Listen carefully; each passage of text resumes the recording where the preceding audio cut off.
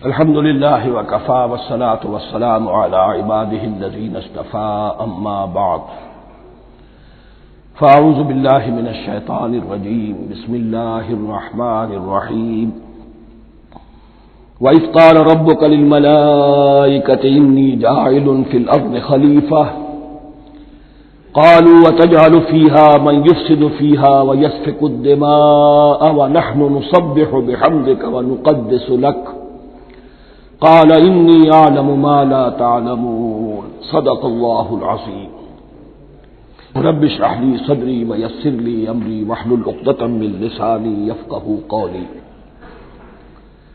جیسا کہ میں نے عرض کیا تھا، سورہ بقرہ کے پہلے 4 رکوع نہایت اہم ہیں، نہایت جامع ہیں۔ پہلے 2 رکوعوں میں 3 قسم کے انسانوں کی وضاحت کی گئی، 3 قسم کے کردار کے نقشے کھینچ دیے گئے۔ تیسرے رکوع میں قرآن مجید کی دعوت کا خلاصہ آ گیا، توحید فی العقیدہ، توحید فی العمل، یعنی عبادت اللہ کی، ایمان بالرسالت، قرآن مجید کو منزل من اللہ کلام ماننا۔ اس میں اگر شک ہے تو جو بھی چیلنج تھا، اگر واقعتاً تمہیں شک ہے، حقیقت میں شک نہیں ہے، لیکن جیسا کہ تم کہہ رہے ہو کہ تمہیں شک ہے تو کوشش کرو اس کے مقابلے کی ایک صورت بنا لاؤ۔ پھر آخرت، جنت اور دوزخ، ان دونوں کا تذکرہ ہو گیا۔ پھر ایک خاص مسئلہ جو قرآن مجید کے اسلوب پر اعتراض کی شکل میں آیا کہ اس میں مچھر جیسی حقیر شے کا بھی تذکرہ ہے، اس کی حکمت بیان کر دی گئی کہ تشبیہ اور تمثیل میں ظاہر بات ہے کہ ممثل لہو اور ممثل بہی میں مناسبت چاہیے۔ جس چیز کے لیے تمثیل بیان کی جا رہی ہے، جس شے سے تمثیل بیان کی جا رہی ہے، ان میں مناسبت ہونی چاہیے، اس میں عظیم یا حقیر کا کوئی سوال نہیں۔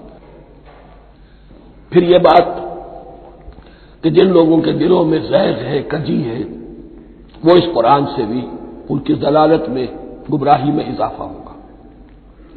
جو لوگ طالب حق ہیں ان کو یہ قرآن مجید ہدایت دے گا، اور کن کو اللہ گمراہ کرتا ہے؟ جو سرکش ہے، جو نمبر 1 اللہ سے جو عہد کر کے دنیا میں آئے تھے اس کی خلاف ورزی کر رہے ہیں اور صلہ رحمی کے بجائے قطع رحمی کرتے ہیں۔ اس کے بعد ایک بہت اہم فلسفیانہ بات آ گئی ہے، اسی کے ضمن میں نے اصل میں یہ ساری بات دہرائی ہے۔ میں نے کہا تھا کہ یہ بات واضح ہوگی آگے جا کر سورہ غافر میں۔ پھر ذہن میں لائیے کہ جب یہ صورت نازل ہوئی ہے، سورہ غافر نازل ہو چکی تھی، لہذا یہاں اجمالی تذکرہ ہے، وہاں تفصیلی تذکرہ ہے۔ اہل جہنم کا قول نقل ہوا ہے، ربنا امتنا اثنتین واحییتنا اثنتین فاعترفنا بذنوبنا فهل الى خروج من سبیل۔ اے اللہ، تو نے 2 مرتبہ ہم پر موت وارد کی، 2 مرتبہ ہمیں زندہ کیا، اب ہم نے اپنے قصور تسلیم کر لیے، تو اب یہاں سے بھی کوئی اور مرحلہ ہے یا نہیں؟ یہاں سے نکلنے کا بھی کوئی راستہ ہے یا نہیں؟ اس سے حقیقت یہ واضح ہوئی، انسان کی تخلیق اول ہوئی عالم ارواح میں، صرف ارواح کی حیثیت سے، اور حدیث میں آتا ہے الارواح جنود مجندہ، لشکروں کی شکل، تمام انسان۔ ان سے عہد لیا گیا الست بربکم قالوا بلی، پھر سلا دیا گیا ارواح کو۔ یہ گویا کہ پہلی موت تھی جو ہم گزار آئے۔ پھر عالم خلق کا مرحلہ آیا۔ عالم خلق میں یہ تناسل کے ذریعے سے رحم مادر میں جب ایک جنین تیار ہوتا ہے تو ایک حدیث ہے حضرت عبداللہ ابن مسعود سے، 4 مہینے کا جب جنین ہو جاتا ہے تو اس کے بعد وہ روح لا کر اس میں پھونک دی جاتی ہے۔ یہ گویا کہ احیاء اولا ہو گیا، پہلی مرتبہ کا زندہ کیا جانا، پہلی موت کی نیند سے جگا دیا گیا۔ اے تازہ واردان بساط ہوائے دل، اب ہم اس دنیا میں اس جسد کے ساتھ زندہ ہوئے، اب پھر موت آئے گی، جسد یہی چلا جائے گا جہاں سے آیا تھا، روح جہاں سے آئی تھی وہاں واپس جائے گی۔ ثم یمیتکم ثم یحییکم ثم الیہ ترجعون، پھر تمہیں اللہ کی طرف لوٹا دیا جائے گا۔ یہ ہے بہت گہرا نقطہ فلسفہ دین کا۔ اس کے بعد مضمون شروع ہو رہا ہے خلافت کا، جس کا اجمالی جو ہے تذکرہ تیسرے رکوع کی آخری آیت میں آ گیا۔ هو الذی خلق لکم ما فی الارض جمیعا، زمین میں جو کچھ ہے اے انسانوں تمہارے لیے پیدا کیا گیا۔ اسی کے ساتھ جڑتا ہوا مضمون اب خلافت کا آ رہا ہے۔ وَإِذْ قَالَ رَبُّكَ لِلْمَلَائِكَةِ إِنِّي جَاعِلٌ فِي الْأَرْضِ خَلِيفَةً، اور یاد کرو جب کہ کہا تھا تمہارے رب نے فرشتوں سے، میں بنانے والا ہوں زمین میں ایک خلیفہ۔ اب خلیفہ کی حقیقت کو سمجھیے، خلیفہ کسے کہتے ہیں؟ نائب۔ عام طور پر لوگوں کو مغالطہ ہوتا ہے کہ خلیفہ جانشین جو ہے وہ تو کسی کے موت کے بعد ہوتا ہے، زندگی میں تو نہیں ہوتا۔ لیکن یہاں اصل میں ہمارے لیے بہت آسان ہے، انسان کی جو اصل حقیقت ہے اس دنیا میں اس کو سمجھنے کے لیے یوں سمجھیے کہ ہم آج سے 50 سال پہلے انگریز کے غلام تھے۔ ہمارا بادشاہ یا ملکہ انگلستان میں تھا یا تھی۔ دہلی میں وائس رائے ہوتا تھا۔ وائس رائے کا کام کیا ہے؟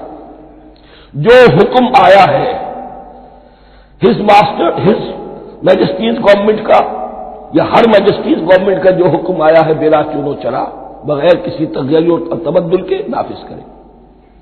ہاں جہاں کوئی حکم وہاں سے نہیں ہے تو یہاں کے حالات میں بہترین اپنی رائے قائم کرے، غور و فکر کرے، یہاں کی مصلحتیں کیا ہے، جو چیز بھی امپائر کی مصلحت میں ہو اس کے مطابق فیصلہ کر سکتا ہے۔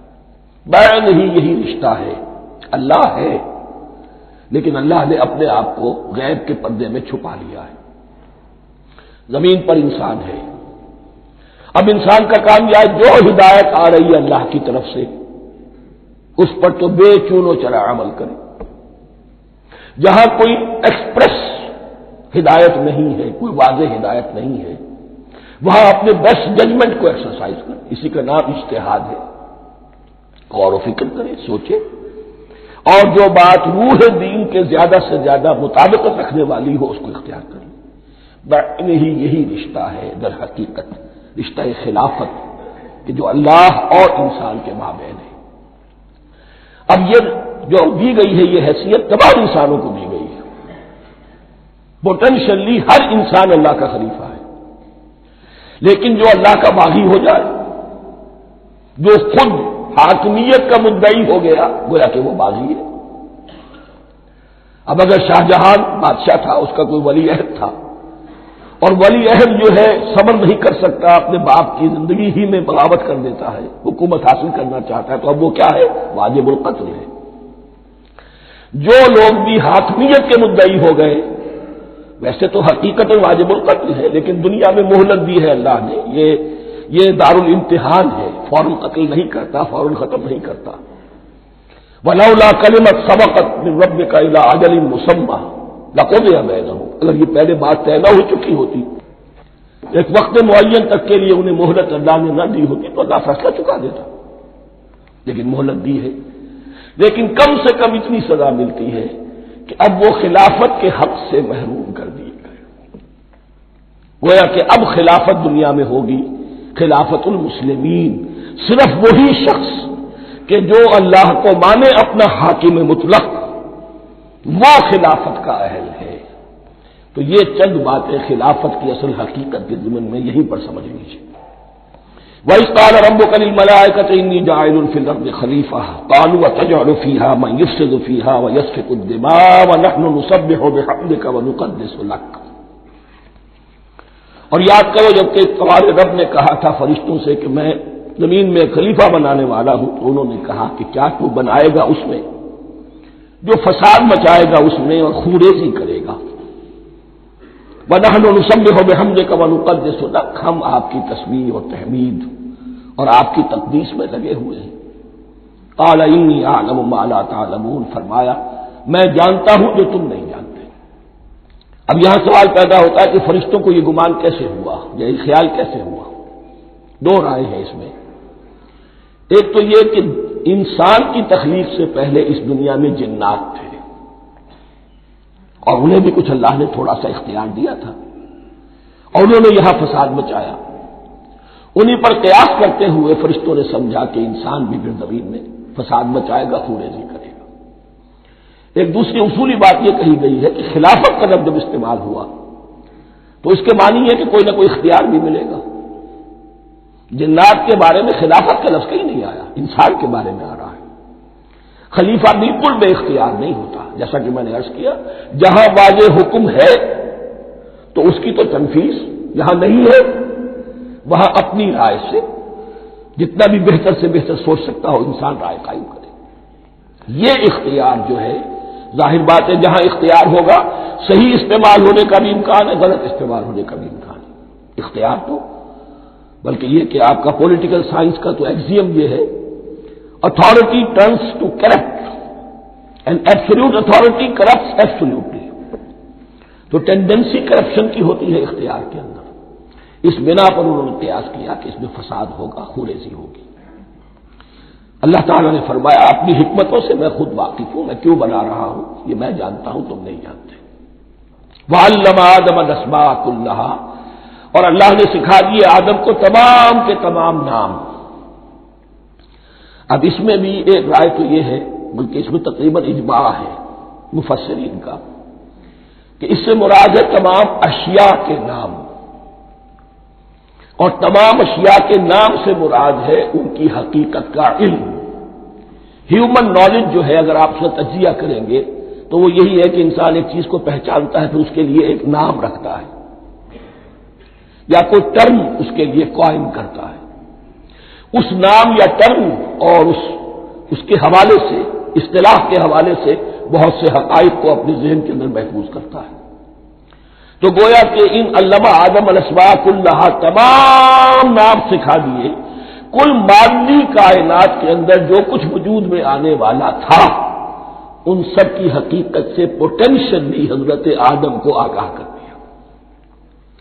یہ پوٹینشل علم ہے، ہیومن نالج، جو ایکوائرڈ نالج ہے، جو انسان کو سم اور بسم اور اپنے اس دماغ کے کمپیوٹر کے ذریعے سے حاصل ہوتا ہے۔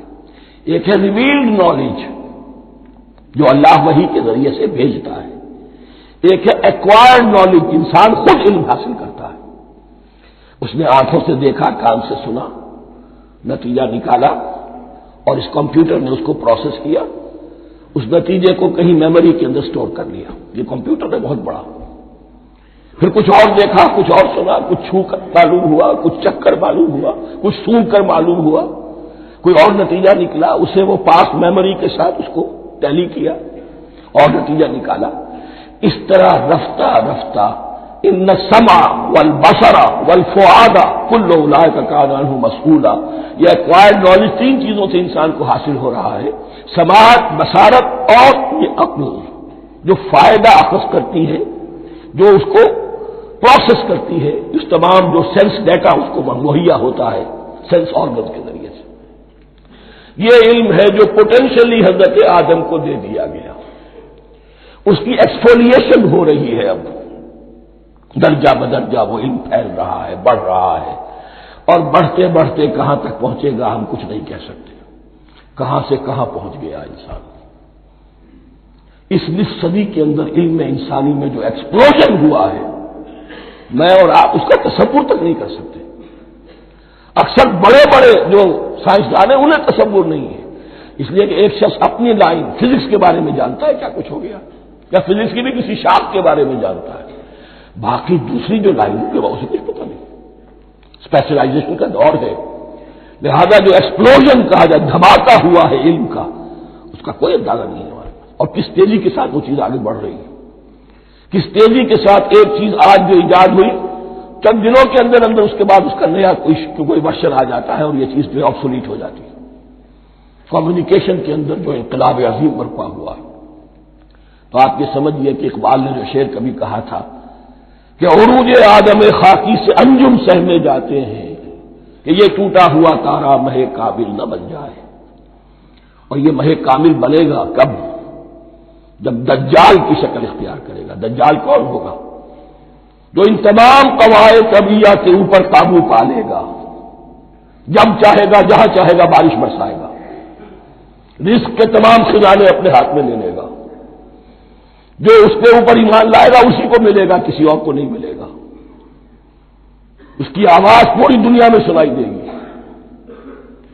وہ چند دنوں کے اندر پوری دنیا کا چکر لگا لے گا. یہ ساری چیزیں جو حدیث میں دجال کے بارے میں آئی ہیں وہی اسی علم آدم ایکوائرڈ نالج کے اس حد کو پہنچ جانا کہ وہ ٹوٹل مسٹریز نیچر کی جو ہے وہ اس پر منکشف ہو جائے اور ان قواعد طبیعہ کو وہ ہارنس کر لے، قابو میں لے آئے اور انہیں استعمال کرے. کبھی جب ہمارے کسی بہت 200-300ویں کوئی پیڑھی میں کوئی ہمارے جد امجد ہوں گے جنہوں نے کوئی چٹان دیکھی کہ گری، پتھر پر پتھر ٹکرایا تو آگ اس میں سے شعلہ نکلا، اس کا یہ مشاہدہ کافی ہو گیا آگ پیدا کرنے کے لیے. پتھروں کو ٹکراؤ آگ پیدا کر لو. یہ اس دور کی سب سے بڑی ایجاد تھی، آگ، انرجی. اب وہ انرجی کہاں سے کہاں پہنچی؟ وہ آگ نے بھاپ کی شکل اختیار کی، پھر ہم نے بجلی ایجاد کی، اور کب کیا ہے ایٹمک انرجی ہے اور ڈبل کیا کیا ہے اللہ اعلم. اس تمام چیزوں کا تعلق ہے خلافت ارضی کے ساتھ. لہذا فرشتوں کو جو بتایا گیا وہ یہ ہے کہ آدم کو علم بھی دیا جا رہا ہے، صرف اختیار ہی نہیں دیا جا رہا، علم دیا جا رہا ہے. وَعَلَّمَ آدَمَ الْأَسْمَاءَ كُلَّهَا ثُمَّ عَرَضَهُمْ عَلَى الْمَلَائِكَةِ، پھر ان تمام اشیاء کو پیش کیا فرشتوں کے سامنے. فَقَالَ أَنبِئُونِي بِأَسْمَاءِ هَؤُلَاءِ، اور فرمایا کہ مجھے بتاؤ ان چیزوں کے نام، ان کنتم صادقین، اگر تم سچے ہو. قالوا سبحانك لا علم لنا الا ما علمتنا، انہوں نے کہا پروردگار تو پاک ہے ہر نقص سے، ہر عیب سے، ہر ذوف سے، ہر احتیاج سے، مبرہ ہے، منزہ ہے، اعلیٰ ہے، عرفہ ہے. لا علم لنا الا ما علمتنا، ہمیں کوئی علم حاصل نہیں سوائے اس کے جو تو نے ہمیں سکھا دیا ہے. اس کی تعبیر یہی بہتر معلوم ہوتی ہے کہ ملائکہ کی حیثیت در حقیقت اس کائناتی جو حکومت ہے اللہ کی آفاقی حکومت اس کے کارندوں کی ہے، یہ اس کے سول سروینٹس ہیں. تو ہر ایک کو صرف اس کے شعبے کے متعلق علم دیا گیا ہے، علم جامع نہیں ہے. تمام چیزوں کا علم یہ معلوم کرنے کی استعداد ان کے پاس نہیں ہے. کوئی فرشتہ فرض کیجئے بارش کے اوپر معمور ہے، کوئی پہاڑوں پر معمور ہے، جس کا ذکر سیرت میں آتا ہے کہ جب طائف میں حضور پر پتھراؤ ہوا ہے تو اس کے بعد ایک فرشتہ حاضر ہوا ہے کہ میں ملک الجبال ہوں، اللہ نے مجھے پہاڑوں پر معمور کیا ہوا ہے. آپ اگر فرمائیں تو جن لوگوں نے آپ کو ستایا ہے، یہ جو طائف جن دو پہاڑوں کے درمیان یہ وادی ہے، ان کو آپس میں ٹکرا دو کہ یہ پس کر اور سرما بن جائے. آپ نے فرمایا نہیں، کیا عجب، اللہ تعالیٰ ان کی اگلی نسلوں کو ہدایت دے دے. تو فرشتے ہیں، کوئی پہاڑوں پر معمور ہے، کوئی کسی خدمت پر معمور ہے، ان کو علم دیا گیا ہے صرف انہی کی اپنی جو بھی فرائض منصبی ہیں ان کے شعبے سے متعلق، کل نہیں. جامعیت جو ہے علم کی وہ ہے کہ جو حضرت آدم علیہ السلام کو پوٹینشلی دے دی گئی اور جو اب بڑھتے بڑھتے ایک بہت ترابر درخت بن چکا ہے. سبحانک لا علم لنا الا ما علمتنا انک انت العلیم الحکیم، یقیناً آپ ہی کی ذات ہے جو کل کے کل علم کی حامل ہے اور جس کے اوپر حکمت بھی، جس کی حکمت بھی کامل ہے. باقی تو ہر مخلوق میں سے ہر ایک کا علم ناقص رہے گا. العلیم، کل علم کا جاننے والا تو تو ہی ہے. الحکیم، کل حکمت وہ تو تیرے ہی پاس ہے. قال یا آدم انبئہم باسمائہم، اللہ نے فرمایا کہ آدم ان کو بتاؤ ان کے نام. فلما انباہم باسمائہم، تو جب انہوں نے بتا دیے ان کو فرشتوں کو ان کے نام، قال علم اقل لکم انی اعلم غیب السماوات والارض، تو اللہ نے فرمایا کہ میں نے کہا نہیں تھا کہ میں جانتا ہوں آسمانوں اور زمین کی تمام غائب چیزوں کو جو تمہاری نگاہوں سے بھی اوجھل ہے، غیب میں ہر شے کا جاننے والا ہوں. وَأَعْلَمُ مَا تُبْدُونَ وَمَا كُنتُمْ تَكْتُمُونَ، اور میں جانتا ہوں جو کچھ تم ظاہر کر رہے تھے اور جو کچھ تم چھپا رہے تھے. چھپانے میں محسوس ہوتا ہے کہ ان کی خواہش یہ تھی کہ خلافت ہمیں ملے. ہم خدام ادب ہیں، ہر وقت تسبیح و تحمید اور تقدیس میں مصروف ہیں، جو حکم ملتا ہے بجا لاتے ہیں، تو یہ خلافت کسی اور مخلوق کو کیوں ملے؟ یہاں صرف یہ اور بتا دوں کہ یہ چونکہ اب ایک تیسری مخلوق کا ذکر بھی بعد میں آئے گا، 3 صاحب تشخص مخلوقات ہیں اللہ کی، صاحب تشخص، صاحب شعور، جن میں میں کا شعور ہے، انا، میں۔ ایک ملائکہ ہے، ان کی تخلیق نور سے ہوئی ہے۔ ایک انسان ہے جن کی تخلیق گارے سے ہوئی ہے۔ ایک جنات ہیں جن کی تخلیق آگ سے ہوئی ہے۔ باقی حیوانات ہیں، ان میں شعور تو ہے، خود شعور ہی نہیں ہے۔ Self consciousness, this is world of difference between consciousness and self consciousness. انسان جب دیکھتا ہے تو اس کو یہ بھی معلوم ہے میں دیکھ رہا ہوں۔ کتا بلا دیکھتا ہے، اسے یہ اندازہ نہیں ہوتا کہ میں دیکھ رہا ہوں، دیکھنے کا ایک نتیجہ ہے جو نکل آتا ہے، لیکن میں کا وجود نہیں ہے۔ یہ انا، سیلف، ایگو، یہ انسان میں ہے، جنات میں ہے، شعور میں، اور فرشتوں میں ہے۔ ایک نوری مخلوق، ایک ناری مخلوق، ایک زمین کے اس کرسٹ میں، یہ جو مٹی اور گارے، مٹی اور پانی کا جو ملغوبہ ہے گارے کی شکل میں، اس سے بنا ہے۔ قال يا آدم انبئهم باسمائهم فلما انباهم باسمائهم قال الم اقل لكم اني اعلم غيب السماوات والارض واعلم ما تبدون وما كنتم تكتمون واذ قلنا للملائكه اسجدوا لآدم فسجدوا الا ابلیس۔ اور یاد کرو جب کہ ہم نے کہا فرشتوں سے سجدہ کرو سب کے سب آدم کو، جھک جاؤ آدم کے سامنے، فسجدوا، ان سب نے سجدہ کیا، الا ابلیس، سوائے ابلیس کے۔ پہلی بات تو یہ سمجھیے کہ تمام ملائکہ کے سجدے کی ضرورت کیا تھی؟ کیا یہ صرف تعظیماً تھا؟ اور تعظیماً اگر تھا تو کیا آدم خاکی کی تعظیم تھی یا کسی اور شے کی تعظیم تھی؟ مکی صورتوں میں یہ بات 2 جگہ واضح کی گئی ہے۔ فَإِذَا سَوَّيْتُهُ وَنَفَخْتُ فِيهِ مِن رُوحِي فَقَعُوا لَهُ سَاجِدِينَ، جب میں اس آدم کی تخلیق مکمل کر لوں اور اس میں اپنی روح میں سے پھونک دوں تب گر پڑنا اس کے سامنے سجدے میں۔ تعظیم اگر ہے تو آدم خاکی کی نہیں ہے، اس کے اندر جو ڈیوائن ایلیمنٹ ہے، جو ڈیوائن سپارک ہے، جو روح ربانی ہے، میری روح، اس کی ہے۔ اور نمبر 2، اس کی حکمت کیا ہے، علت کیا ہے، غرض و غائب کیا ہے؟ جیسا کہ میں نے عرض کیا، اس کائنات کی اس حکومت کے کارندے تو وہ ہیں۔ خلیفہ بنایا جا رہا انسان کو، جب تک یہ ساری سول سروس اس کے تابع نہ ہو خلافت کیسے کرے گا؟ دیکھیے میں جانا چاہتا ہوں، چوری کرنے کے لیے جانا چاہتا ہوں، راستے میں کتنے فیکٹرز ہوں گے، کتنے فزیکل فینومینا ہوں گے۔ میں چلنا چاہتا ہوں، میں زمین کو دھکیلتا ہوں، زمین مجھے دھکیلتی ہے، زمین مجھے نہ دھکیلے تو میں کیسے چلوں گا؟ یہ پوری کائنات جو ہے، یہ جب ہم کوئی ارادہ کرتے ہیں اور کوئی فیل کرتے ہیں تو اس فیل کے پورے ہونے میں، اس کے ظہور میں نہ معلوم کون کون سے ایلیمنٹس ہیں، کون کون سی فورسز آف دی نیچر ہیں جو ہمارے ساتھ موافقت کرتی ہے تو ہم وہ کام کر سکتے ہیں۔ اور ان سب پر فرشتے مامور ہیں، ہر ایک کی اپنی ڈومین ہے۔ اگر وہ تابع نہ ہو تو خلافت کی کوئی معنی نہیں۔ خلافت دی گئی ہے، یہ ادھر جانا چاہتا ہے جانے دو، یہ نماز کے لیے مسجد میں جانا چاہتا ہے جانے دو، یہ چوری کے لیے نکلا ہے نکلنے دو، اس لیے کہ اس کو جو اختیار دیا گیا ہے، اس کے اختیار کے استعمال میں یہ تمام جو قوتیں ہیں وہ اس کے ساتھ موافقت کرتی ہیں، تب اس کا کوئی ارادہ، وہ اچھا ہو یا برا، وہ پایہ تکمیل کو پہنچ سکتا ہے۔ یہ گویا کہ سبارڈینیشن اس کے لیے سمبل کہ تمام فرشتوں کو جھکا دیا گیا۔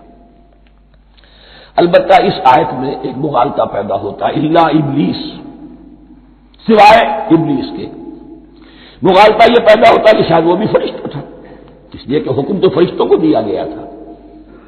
پھر نوٹ کیجئے، اس سے پہلے، بہت پہلے سورہ کہف نازل ہو چکی ہے، اور سورہ کہف میں فرما دیا گیا ہے کان من الجن ففسق عن امر ربی، وہ جن تھا، پس اس نے سرکشی کی اپنے رب کے حکم سے۔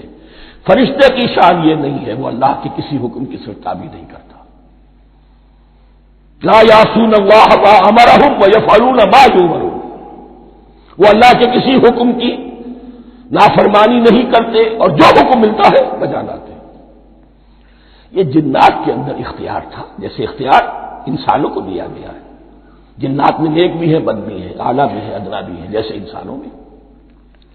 لیکن یہ عزازیل جو جن تھا، علم اور عبادت دونوں کے اعتبار سے بہت بلند ہو گیا تھا، اور یہ فرشتوں کا یوں سمجھیے کہ ہم نشین، فرشتوں کے ساتھ اس طور سے شامل، جیسے بہت سے انسان بھی اگر اپنی بندگی میں، زہد میں، عبادت میں، نیکی میں ترقی کرے تو ان کا ملائے اعلیٰ کے ساتھ، عالم ارواح کے ساتھ، عالم ملائکہ کے ساتھ ایک رابطہ قائم ہوتا ہے۔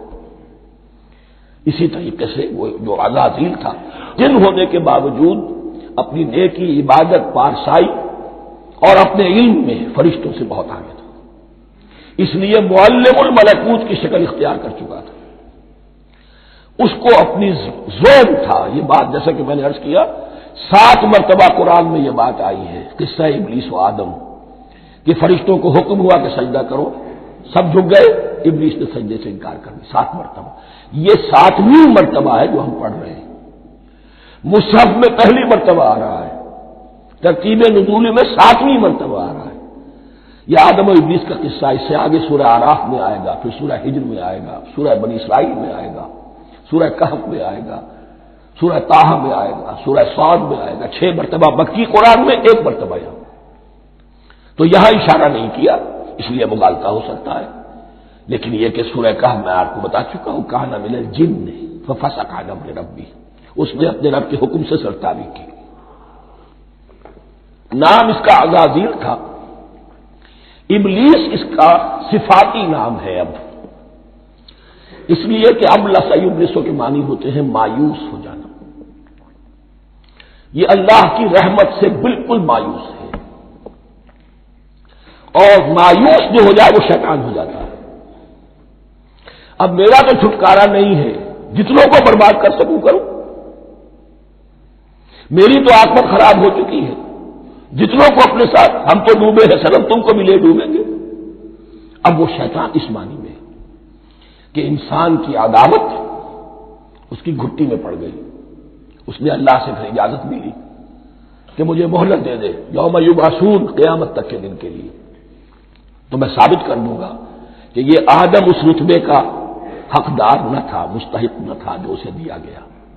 انا خیر منہ، میں اس سے بہتر ہوں۔ خلقتنی من نار وخلقتہ من طین، تو نے مجھے آگ سے بنایا، اسے گارے سے بنایا۔ لیکن یہ تکبر ہے در حقیقت کہ جس نے اسے راندہ درگاہ حق کر دیا۔ وَإِذْ قُلْنَا لِلْمَلَائِكَةِ اسْجُدُوا لِآدَمَ فَسَجَدُوا إِلَّا إِبْلِيسَ أَبَىٰ وَاسْتَكْبَرَ، ابا اس نے انکار کیا، واستکبر اور تکبر کیا، استکبار کیا، وَكَانَ مِنَ الْكَافِرِينَ۔ کانا عربی زبان میں 2 طرح کا ہوتا ہے، تامہ، ناقصہ۔ ایک معنی یہ ہو سکتے ہیں کہ ہو گیا، اب اپنے اس استکبار اور انکار کی وجہ سے کانا من الکافرین، وہ کافروں میں سے ہو گیا۔ ایک کانا تامہ ہوتا تھا ہی کافروں میں سے، یعنی اس کے اندر سرکشی چھپی ہوئی تھی، اب ظاہر ہو گئی۔ یہ معاملہ ہوتا ہے، کسی شخص کی بدنیتی اس کے اوپر پردے پڑے رہتے ہیں نیکی کے، زہد کے، کسی خاص وقت میں آ کر وہ ننگا ہو جاتا ہے، اور جو اس کے اندر تھا اصل، اس کی حقیقت، وہ سامنے آ جاتی ہے۔ اس کا امکان ہے، تو دونوں معنی اس کے ہو سکتے ہیں۔ وَقُلْنَا يَا آدَمُ اسْكُنْ أَنْتَ وَزَوْجُكَ الْجَنَّةَ، اور ہم نے کہا کہ اے آدم رہو تم اور تمہاری بیوی جنت میں۔ اب یہ جنت کون سی ہے؟ اکثر حضرات کے نام کے نزدیک یہ جنت کہیں آسمان ہی میں تھی، آسمان ہی میں حضرت آدم کی تخلیق ہوئی۔ البتہ یہ سب مانتے ہیں کہ ایک وہ جنت الفردوس جو ہے، جس میں جانے کے بعد پھر واپس نکلنے کا کوئی امکان نہیں، یہ وہ جنت نہیں ہے جس میں کہ آخرت میں لوگوں کو جا کر داخل ہونا ہے، اس میں داخل ہونے والے کے نکلنے کا کوئی امکان نہیں۔ ایک رائے یہ بھی ہے، میرا رجحان اس رائے کی طرف ہے، تخلیق آدم اسی زمین پر ہوئی ہے۔ وہ جن مراحل سے گزری ہے تخلیق وہ ایک علیحدہ مسئلہ ہے۔ بایولوجی اور وحی دونوں اس پر متفق ہیں کہ مٹی سے کرسٹ آف دی ارتھ سے انسان بنا ہے، اس پر اتفاق ہے قرآن کا بھی اور بایولوجی کا بھی، جدید علم حیوانات کا بھی، علم الحیات کا۔ سٹیجز کیا ہیں اس میں اختلاف ہو سکتا ہے، اس کو چھوڑ دیجیے، وہ اس وقت کا بحث نہیں۔ یہی کسی اونچے مقام پر کوئی سرسبز و شاداب علاقہ تھا جہاں حضرت آدم کو رکھا گیا، جہاں ہر طرح کے میوے تھے، ہر شے لا تظمأ فیہا ولا تضحیٰ، نہ اس میں بھوک لگے گی نہ دھوپ تمہیں ستائے گی، ہر طرح کی چیز تمہیں فراہم ہے۔ وہاں رکھے گئے ہیں صرف ایک ڈیمانسٹریشن کے لیے کہ انہیں نظر آ جائے کہ شیطان میرا دشمن ہے، وہ مجھے ورغلائے گا، طرح طرح سے میرے اندر وسوسہ اندازی کرے گا، میرے اور میری اولاد کے، صرف ایک ڈیمانسٹریشن۔ اس کی مثال یوں سمجھیے کہ سلیکشن تو ہو گیا، CSP گریڈ میں کوئی شخص آ گیا ہے، لیکن اب وہ سول سروس اکیڈمی میں رکھا جا رہا ہے۔ تو یہ کوئی اکیڈمی ہو سکتا ہے اسی زمین پر، وہ صرف بتانا یہ تھا کہ تمہیں معلوم ہو جائے کہ شیطان تمہارا دشمن ہے۔ اس لیے کہ اس میں جو ایک لفظ حبوط کا آ رہا ہے، وہ حبوط صرف ایک ہی معنی میں نہیں ہوتا، دوسری معنی میں بھی ہے۔ واللہ عالم، یہ چیزیں پھر متشابہات میں رہیں گی، اس لیے ان کے بارے میں کوئی ایک رائے دوسری رائے، اس کے لیے ذہن سے عقل سے بات کر کے ایک یا دوسری رائے اختیار کر سکتے ہیں۔ وَقُلْنَا يَا آدَمُ اسْكُنْ أَنْتَ وَزَوْجُكَ الْجَنَّةَ، اور ہم نے کہا کہ رہو اے آدم تم بھی اور تمہاری بیوی بھی باغ میں، اس باغ میں، الجنہ اس باغ میں، گویا کہ اشارہ کیا جا رہا ہے۔ وَكُلَا مِنْهَا رَغَدًا حَيْثُ شِئْتُمْ، اور کھاؤ اس میں سے با فراغت جہاں سے چاہو، ہر طرح کا پھل ہے کھاؤ۔ وَلَا تَقْرَبَا هَٰذِهِ الشَّجَرَةَ، یہاں پہ اس درخت کا نام نہیں دیا گیا، اشارہ اس درخت کے قریب مت جانا۔ فَتَكُونَا مِنَ الظَّالِمِينَ، تو تم ظالموں میں سے ہو جاؤ گے، تم حد سے گزرنے والوں میں سے ہو جاؤ گے۔ اب اس کی بھی حکمت سمجھیے کہ چونکہ ڈیمانسٹریشن کرانی ہے کہ تمہیں کسی چیز سے، ہزار چیزیں مباح ہیں دنیا میں، چند چیزیں پینے کی حرام ہیں، اب تم اگر ان ہزار مباح چیزوں کو چھوڑ کر حرام چیز کو پیتے ہو تو یہ تمہارا اختیار ہوا، جبکہ اللہ تعالیٰ نے مباحات کا دائرہ بہت وسیع رکھا ہے۔ جس سے چاہو چند رشتے ہیں جو بیان کر دیے گئے، یہ حرام ہے، محرمات ہے، ابدیہ ہے، ان سے تو شادی نہیں ہو سکتی، باقی کسی مسلمان عورت سے دنیا کے کسی کونے میں وہ شادی کر سکتے، کروڑوں کے آپشنز آپ کے لیے خالی کھلے ہیں، لیکن پھر بھی انسان شادی نہ کرے، زنا کرے، یہ گویا کہ اس کی اپنی خباثت نفس ہے۔ ایک نہیں، دو دو، تین تین، چار چار تک شادی کرو، اجازت ہے تمہیں۔ تو اس اعتبار سے مباحات، اب یہ پورا باغ تمہارے لیے مباح ہے، بس ایک درخت ہے، اس کے پاس نہ جانا، اور درخت کا نام لینے کی کوئی ضرورت نہیں، تو آزمائش تھی نا، صرف ایک آزمائش اور اس کی ڈیمانسٹریشن۔ فَأَزَلَّهُمَا الشَّيْطَانُ عَنْهَا، تو پھسلا دیا ان دونوں کو شیطان نے اس درخت کے بارے میں۔ اب وہ کس کس طریقے سے پھسلایا، یہ بھی جیسا کہ میں نے عرض کیا 6 مرتبہ چونکہ یہ قصہ آ چکا ہے، اس کی آپ کو سورہ طٰہٰ میں تفصیل ملے گی، کس کس طریقے سے پھسلایا اور اس بات کے لیے تیار کیا۔ فَأَخْرَجَهُمَا مِمَّا كَانَا فِيهِ، تو نکلوا دیا ان دونوں کو اس کیفیت میں سے جس میں کہ وہ تھے، وہ کیفیت کہ نہ کوئی مشقت ہے نہ کوئی محنت ہے، اور انسان کو ہر طرح کا اچھے سے اچھا پھل مل رہا ہے، تمام ضروریات فراہم ہیں، اور خاص کوئی حلہ جنت ہے جس کا کہ لباس بھی عطا کیا گیا ہے، لیکن ان کیفیات سے اب نکال کر، اب جسے آپ کہیں گے بٹر فیکٹس آف لائف، اچھا اب جاؤ، یہ ڈیمانسٹریشن کرنی تھی، ہو گئی، شیطان تمہارا دشمن ہے، تمہارا اور تمہاری نسل کا، شیطان لعین، اور وہ تمہیں پھسلائے گا جیسے آج پھسلایا ہے۔ تم آگاہ رہنا اس کی شرارتوں سے، ان الشیطان لکم عدو فاتخذوہ عدوا، یہ شیطان تمہارا دشمن ہے، اسے اپنا دشمن ہی سمجھو، لیکن یہ ہے کہ اگر کچھ لوگ اسے دوست بنا لیں، اس کے ایجنٹ بن جائیں، اس کے کارندے بن جائیں، یہ ان کا چوائس ہے جس کی سزا انہیں ملے گی۔ فَأَخْرَجَهُمَا مِمَّا كَانَا فِيهِ وَقُلْنَا اهْبِطُوا بَعْضُكُمْ لِبَعْضٍ عَدُوٌّ، اور ہم نے کہا اترو، تم سب ایک دوسرے کے دشمن ہوگے. اب یہ چونکہ جمع کا صیغہ آیا ہے، ایک دوسرے کے دشمن ہوگے، تو ایک دشمنی تو شیطان اور آدم اور ذریت آدم کی ہے. ایک اور دشمنی بھی ہے جو انسان میں مرد اور عورت کے مابین ہے. عورت بھی پھسلاتی ہے، غلط راستے پر ڈالتی ہے. مرد عورتوں کو گمراہ کرتے ہیں، عورتیں مردوں کو گمراہ کرتی ہیں. قرآن مجید میں کہا گیا یا ایھا الذین آمنوا ان من ازواجکم واولادکم عدوا لکم فاحذروہم. اہل ایمان چوکنے رہو، چوکس رہو، تمہاری بیویوں اور اولاد میں سے تمہارے دشمن ہیں، بچ کر رہو. کیپ الرٹ، کہیں ان کی محبت تمہیں راہ حق سے منحرف نہ کر دے.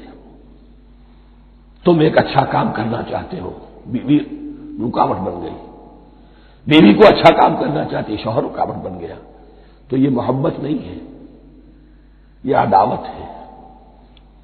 اس حوالے سے بعضکم لبعض عدو ولکم فی الارض مستقر ومتاع الی حین. اور تمہارے لیے اب زمین میں مستقر ہے، جائے قیام ہے، اور متاع ہے، ضرورت کی چیزیں ہیں ہم نے فراہم کر دی ہیں. الی حین، لیکن ایک وقت معین تک کے لیے. یہ ابدی نہیں ہے، ایک وقت آئے گا یہ بساط ہم لپیٹ دیں گے. یوم نطوی السماء کطی السجل للکتب، جس دن کے ہم تمام فضاؤں کو اور تمام خلاؤں کو، تمام آسمانوں کو اس طرح لپیٹ لیں گے جیسے کتابوں کا طباع لپیٹ دیا جاتا ہے. ایک وقت آئے گا. یہ تخلیق الی اجل مسمى ہے، الی حین ہے. فتلقى آدم من ربه کلمات فتاب علیہ. تو سیکھ لیے، حاصل کر لیے آدم نے اپنے رب سے کچھ کلمات، تو اللہ نے ان کی توبہ قبول کر لی. اب اس کی وضاحت سورہ اعراف میں ہے. یہ تو چونکہ پس منظر میں وہ 2/3 قرآن موجود ہے، اس کی وضاحت کیا ہے کہ حضرت آدم میں سخت پشیمانی پیدا ہوئی ہے، میں نے کیا کیا، مجھ سے خطا سرزد ہو گئی، اللہ کے حکم کی میں نے خلاف ورزی کی. لیکن ان کے پاس الفاظ نہیں تھے کن الفاظ میں اللہ سے استغفار کریں، کن الفاظ میں اللہ سے معافی چاہے. اللہ کی رحمت یہ ہوئی کہ اللہ نے الفاظ میں خود تلقین فرما دی. یہ اللہ کی شان رحیمی ہے. اصل شے جو ہے وہ انسان کے اندر گناہ پر ندامت کا پیدا ہو جانا ہے. یہ اصل توبہ ہے. علامہ اقبال نے جو بڑی اپنی آغاز ان فوانش شباب میں جو اشعار کہے تھے، ان میں سے ایک شعر کو سن کر پھڑک اٹھے تھے اس وقت کے اساتذہ بھی. موتی سمجھ کے شان کریمی نے چن لیے، قطرے جو تھے میرے عرق انفعال کے. انفعال کہتے ہیں شرمندگی کو. شرمندگی سے میری پیشانی پر جو پسینے کے قطرے نمودار ہو گئے، میرے پروردگار کو وہ اتنے عزیز ہوئے، اس نے انہیں موتی کی طرف چن لیا. موتی سمجھ کے شان کریمی نے چن لیے، قطرے جو تھے میرے عرق انفعال کے. تو فتلقى آدم من ربه کلمات، ان پر پچھتاوا ہوا، ندامت ہوئی. اللہ نے انہیں الفاظ، وہ الفاظ کیا تھے؟ وہ سورہ اعراف میں ہیں. ربنا ظلمنا انفسنا وان لم تغفر لنا وترحمنا لنكونن من الخاسرین. اے اللہ، ہم نے اپنی جانوں پر ظلم کیا ہے، اور اگر تو نے ہمیں بخش نہ دیا اور رحم نہ فرمایا تو ہم تو خسارہ والوں میں ہو جائیں گے، تباہ ہو جائیں گے، برباد ہو جائیں گے. یہی پر فوری تقابل موجود ہے. غلطی ابلیس سے بھی ہوئی، حکم سے سرتابی ہوئی، لیکن اس پر ندامت نہیں ہوئی. تکبر کی بنا پر اور اکڑ گیا، انا خیر منہ. غلطی آدم سے بھی ہوئی، نافرمانی ہوئی، لیکن اس پر پشیمان ہوئے اور توبہ کی. وہ شیطنت ہے، یہ آدمیت ہے. ورنہ کوئی انسان گناہ سے اور معصیت سے مبرہ نہیں ہے. حضور کی ایک حدیث ہے، کلو بنی آدم کلکم خطاؤون، کلو بنی آدم خطاؤون وخیر الخطائین التوابون. آدم کے تمام اولاد، تمام انسان خطا کار ہیں. ان خطا کاروں میں بہتر وہ ہیں، اچھے وہ ہیں جو توبہ کرتے ہیں. تو یہاں حضرت آدم سے غلطی ہوئی، ان توبہ کی، پشیمانی ہوئی، ندامت ہوئی. اس نے کی اور اس پر جم گیا. اصرار کیا. فتلقى آدم من ربه کلمات فتاب علیہ انہ هو التواب الرحیم. یقیناً وہی تو ہے بہت توبہ کو قبول فرمانے والا اور بہت رحم فرمانے والا. یہ نوٹ کیجئے گا توبہ کا لفظ دونوں طرف سے آتا ہے. بندہ بھی تواب وخیر الخطائین التوابون. تواب بندے بھی ہو گئے، تواب اللہ بھی ہے. اس کی اصل حقیقت کیا ہے؟ بندے نے خطا کی اور دور ہو گیا اللہ سے. اللہ نے اپنی رحمت کی نگاہ اس سے پھیر لی. بندے نے توبہ کی، اللہ پھر اپنی رحمت کے ساتھ اس کی طرف متوجہ ہو گیا. توبہ کے معنی پلٹنا. بندہ معصیت سے توبہ کر کے اپنی اصلاح کی طرف، بندگی کی طرف، اطاعت کی طرف پلٹ آیا. اللہ نے جو اپنی نظر رحمت پھیر لی تھی، اللہ نے پھر وہی اپنی شان غفاری اور رحیمی کے ساتھ بندے کی طرف توجہ فرما لی. جس کے لیے حدیث میں الفاظ آتے ہیں تم اگر میری طرف بالشت بھراؤ گے میں ہاتھ بھراؤں گا، تم اگر چل کر آؤ گے میں دوڑ کر آؤں گا. ہم تو مائل بکرم ہے کوئی سائل ہی نہیں، راہ دکھلائیں کسے رہنم منزل ہی نہیں. وہ تو تواب ہے. بس فرق یہ ہے کہ تابا بندے کے لیے ہوگا تو الہ ہوگا، تابا الہ انی تم تو الیک. اور جب اللہ کی طرف سے ہوگا تابا علیہ، وہ اعلیٰ ہوگا، اس پر توبہ کی. یعنی اللہ کی بلند شان ہے تو انسان توبہ کرتا ہے تو اس کی طرف توبہ کرتا ہے. اللہ کی شان کیا ہے؟ وہ توبہ کرتا ہے تو بندے پر اعلیٰ. فتاب علیہ انہ هو التواب الرحیم. قلنا اهبطوا منها جميعا. ہم نے کہہ دیا اتر جاؤ اس سے تم سب کے سب. فَإِمَّا يَأْتِيَنَّكُم مِّنِّي هُدًى. اب یہاں لفظ آیا اہبطوا، یہاں بھی پہلے بھی آیا ہے. جو حضرات یہ سمجھتے ہیں کہ تخلیق آدم آسمانوں پر ہوئی ہے اور جنت بھی وہ آسمان میں ہے جہاں رکھے گئے تھے، آزمائشی یا ٹریننگ یا ڈیمانسٹریشن والی جنت، وہ یہاں حبوط کا ترجمہ کریں گے کہ آسمان سے زمین پر اترنے کا حکم دیا گیا. جو لوگ سمجھتے ہیں یہی کسی بلند مقام پر تھے، وہ کہتے ہیں کہ نیچے اترو، کسی بڑی اونچی سطح مرتفع پر اگر کوئی جگہ تھی تو اب نیچے اترو اور جاؤ، اب تمہیں زمین میں ہل چلانا پڑے گا اب روٹی حاصل کرنے کے لیے. یہ جو نعمتوں کے دسترخوان یہاں بچھے ہوئے تھے یہ اب تمہارے لیے نہیں. اس کے لیے اس معنی مجلس کا استعمال جو ہے وہ آ جائے گا آگے چل کر اسی سورہ بقرہ کے اندر کہ اس معنی میں بھی سورہ بقرہ کے 7ویں رکوع میں یہ لفظ استعمال ہوا ہے. تو امکان اس کا بھی ہے. بس اس سے آگے ادھر یا ادھر کی زیادہ بحث کرنے کا یہ موقع دورہ ترجمہ قرآن میں نہیں ہے. قُلْ اهْبِطُوا مِنْهَا جَمِيعًا فَإِمَّا يَأْتِيَنَّكُم مِّنِّي هُدًى فَمَن تَبِعَ هُدَايَ فَلَا خَوْفٌ عَلَيْهِمْ وَلَا هُمْ يَحْزَنُونَ. تو جب بھی آئے گی تمہارے پاس میری جانب سے کوئی ہدایت تو جو کوئی میری ہدایت کی پیروی کرے گا اس کے لیے نہ خوف ہوگا اور نہ وہ حزن سے دوچار ہوگی. یہ ہے علم انسانی کا دوسرا گوشہ، ریویلڈ نالج. اس چوتھے رکوع کی جو حسن ہے اسے دیکھیے. شروع میں ایکوائرڈ نالج کا ذکر ہے جو پوٹینشلی حضرت آدم کی ذات میں رکھ دیا گیا اور جو انسان نے پھر اپنی محنت سے ان السمع والبصر والفؤاد اس کے ذریعے سے آگے بڑھایا. یہ علم ہے چل رہا ہے. آج مغربی اقوام ہم سے بہت آگے ہیں. کبھی ایک زمانے میں مسلمان آگے نکل گئے تھے، لیکن ظاہر بات ہے کہ اس دنیا میں عروج تو انہی کو ہوگا جو ان چیزوں میں سب سے زیادہ جس کی آگہی حاصل ہوگی. البتہ ایک علم وہ ہے جو آسمان سے نازل ہوتا ہے، یہ گیون ہے، ریویلڈ نالج ہے، یہ وحی ہے. فَإِمَّا يَأْتِيَنَّكُم مِّنِّي هُدًى. تمہارے مقام خلافت کا تقاضا یہ ہے جو احکام ہمارے آئے، جو ہدایات ہم بھیجیں ان کو تو پوری طریقے سے اس کی پیروی کرو. فَمَن تَبِعَ هُدَايَ. تو جو کوئی بھی میری ہدایت کی پیروی کرے گا فَلَا خَوْفٌ عَلَيْهِمْ وَلَا هُمْ يَحْزَنُونَ. وَالَّذِينَ كَفَرُوا. اور جو ناشکری کریں گے، کفر کریں گے، انکار کریں گے، وَكَذَّبُوا بِآيَاتِنَا. اور ہماری آیات کو جھٹلائیں گے، فَأُولَٰئِكَ أَصْحَابُ النَّارِ هُمْ فِيهَا خَالِدُونَ. تو وہ جہنمی ہوں گے، آگ والے ہوں گے، اس میں ہمیشہ ہمیشہ رہیں گے۔ یہ ہے گویا کہ چارٹر، اس نوع انسانی کو جو ابدی چارٹر اللہ نے دیا ہے، جبکہ زمین کا چارج دے دیا گیا خلیفہ کی حیثیت سے۔ یہاں یہ 4 رکوع جو ہے سورہ بقرہ کے، جو میں نے عرض کیا تھا، قرآن کی دعوت، قرآن کا بنیادی فلسفہ، اس پر یہ جام ہے، اور یہ مکی صورتوں کے مضامین کا خلاصہ۔ اب یہاں سے شروع ہو رہا ہے 5ویں رکوع سے مسلسل 10 رکوع، مسلسل خطاب ہے بنی اسرائیل سے۔ البتہ ان میں ایک تقسیم ہے، پہلے رکوع میں دعوت ہے۔ دعوت جب ہوتی ہے تو آمادہ کرنا، تشویق، ترغیب، دل جوئی، نرمی، یہ دعوت کے اجزاء لا ينفک ہیں، اس کے بغیر دعوت مؤثر نہیں ہوتی۔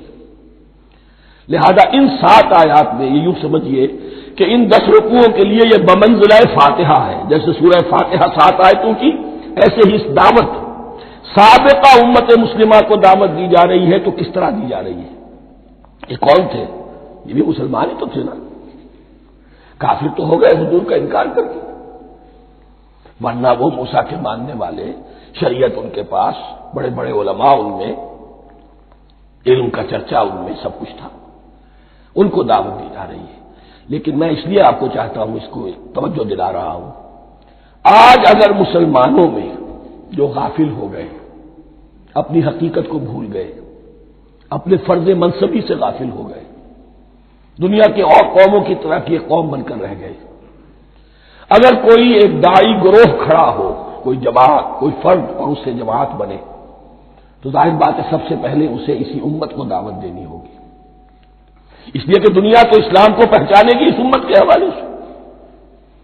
فزیشین ہیل بائی سیلف، پہلے یہ تو ٹھیک ہو، یہ کہیں پر صحیح اسلام کا نمونہ پیش کرے تو دنیا کو دعوت دے سکو گے، آؤ دیکھو یہ ہے اسلام۔ اس لیے ان کو جو دعوت دینے کا اسلوب ہونا چاہیے وہ عکس ہوگا اس اسلوب کا جو ان 7 آیات میں ہمارے سامنے آ رہا ہے۔ یا بنی اسرائیل اذکروا نعمتی التی انعمت علیکم، اے بنی اسرائیل، اسرائیل کو سمجھ لیجئے یہ مرکب لفظ ہے، اسم، اسی سے اسیر بنا ہے، اسیر جو کسی کا قیدی ہوتا ہے۔ ایل عبرانی میں اللہ کے لیے ہے، اور اسرائیل کا ترجمہ ہے عبداللہ، اللہ کا غلام، اللہ کے ساتھ بندھا ہوا اس کی اطاعت کے قلاتے کے اندر۔ تو یہ اسرائیل یہ لقب ہے حضرت یعقوب علیہ السلام کا، ان کے 12 بیٹے تھے، 12 بیٹوں سے جو نسل چلی وہ بنی اسرائیل ہے، انہی میں حضرت موسیٰ کی بعثت ہوئی اور تورات انہیں دی گئی، پھر یہ ایک بہت بڑی امت بنے۔ ان پر 4 ادوار آ چکے تھے قرآن مجید کے نزول کے وقت تک، 2 مرتبہ اللہ کی رحمت کی بارشیں ہوئیں،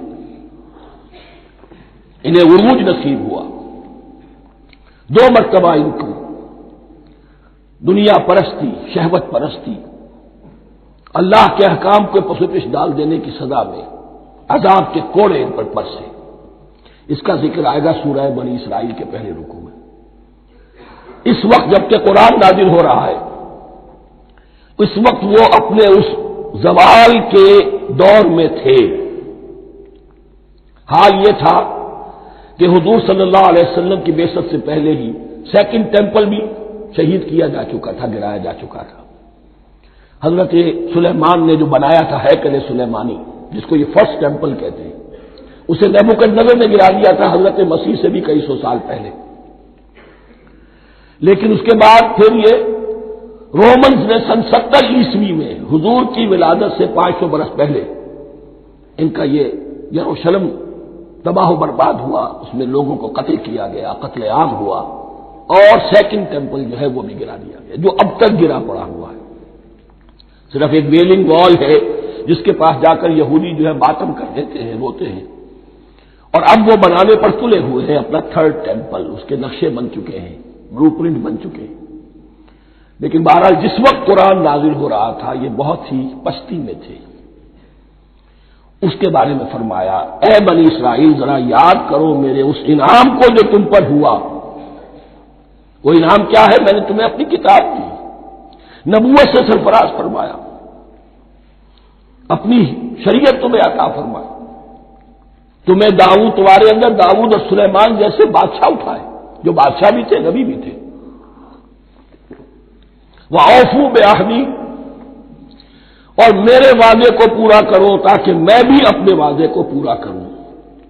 یہ وعدہ ہے جو کتاب استثناء جو ہے اولڈ ٹیسٹمنٹ کی، ڈیوٹرانومی، اس کے 18ویں باب کی آیت نمبر 18-19 میں ہے۔ حضرت موسیٰ سے خطاب کر کے اس میں اللہ نے یہ الفاظ فرمائے، میں ان کے بھائیوں میں سے تیرے مانند ایک نبی برپا کروں گا اور اس کے منہ میں اپنا کلام ڈالوں گا، اور وہ وہی کچھ بتائے گا جو میں اس سے کہوں گا۔ یہ گویا کہ حضرت موسیٰ علیہ السلام کی امت کو بتایا جا رہا تھا کہ نبی آخر الزماں آئیں گے اور تمہیں انہیں قبول کرنا ہے۔ قرآن مجید میں اس کا بڑا تفصیلی ذکر سورہ اعراف میں آئے گا انشاءاللہ، لیکن یہاں فرمایا اوفوا بعہدی اوف بعہدکم، تم میرا عہد پورا کرو، میرے اس نبی کو تسلیم کرو، اس پر ایمان لاؤ، اس پر کی صدا پر لبیک کہو، تو میں تمہیں میرے انعام و اکرام اور بڑھتے چلے جائیں گے۔ وَإِيَّايَ فَارْهَبُونِ، اور صرف مجھ سے ڈرو۔ وَآمِنُوا بِمَا أَنزَلْتُ مُصَدِّقًا لِمَا مَعَكُمْ، اور ایمان لاؤ اس پر جو میں نے نازل کیا ہے، جو تمہارے پاس جو تورات ہے اس کی تصدیق کرتے ہوئے آیا ہے۔ اس کے دو معنی ہے، ایک تو قرآن تصدیق کرتا ہے تورات کی اور انجیل کی، فیہا ھدی ونور، فیہ ھدی ونور، اور دوسرے یہ کہ قرآن اور محمد صلی اللہ علیہ وسلم ان پیشین گوئیوں کے مصداق بن کر آئے ہیں جو تورات میں تھی، ورنہ وہ پیشین گوئیاں جھوٹی ثابت ہوتی۔ ان کے مصداق کون ہے؟ قرآن اور محمد صلی اللہ علیہ وسلم۔ یہ دونوں معنی اس کے ہیں۔ وَآمِنُوا بِمَا أَنزَلْتُ مُصَدِّقًا لِمَا مَعَكُمْ وَلَا تَكُونُوا أَوَّلَ كَافِرٍ بِهِ، اور دیکھو تم ہی سب سے پہلے ان کا کفر کرنے والے نہ بن جاؤ۔ تمہیں تو سب کچھ معلوم تھا، تم تو منتظر تھے، تم تو آخری نبی کے انتظار میں تھے اور ان کے حوالے سے دعائیں کیا کرتے تھے کہ اللہ اس نبی آخری زمان کے واسطے سے ہماری مدد فرما اور کافروں کے مقابلے میں ہمیں فتح عطا فرما۔ یہ آئے گا آگے چل کر اسی سورہ بقرہ کے اندر۔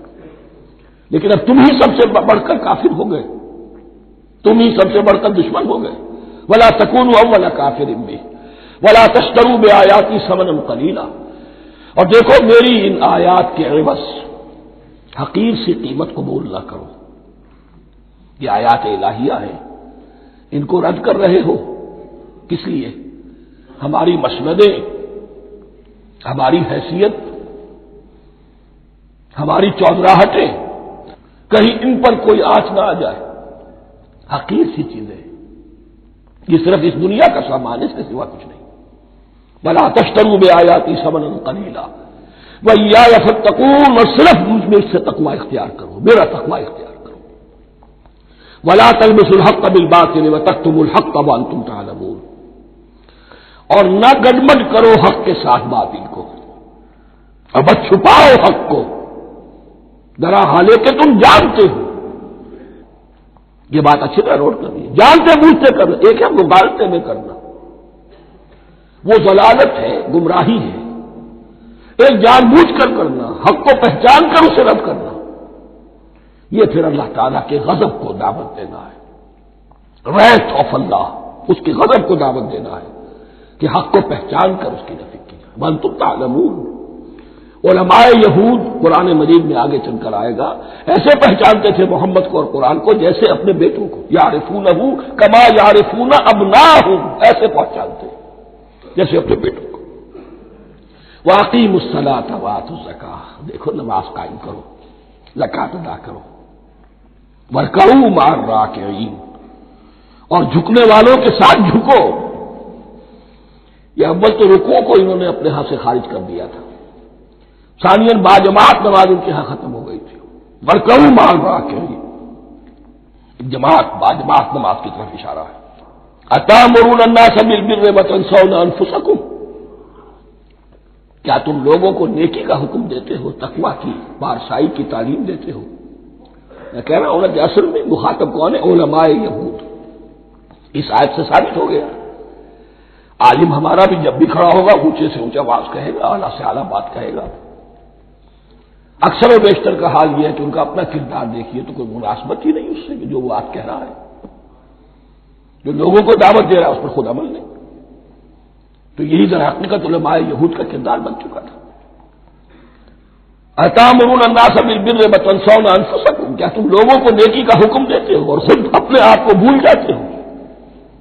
وانتم تتلون الکتاب، اور یہ سب کچھ تم کر رہے ہو اس حال میں کہ کتاب پڑھتے بھی ہو، تورات پڑھتے ہو، صاحب تورات ہو۔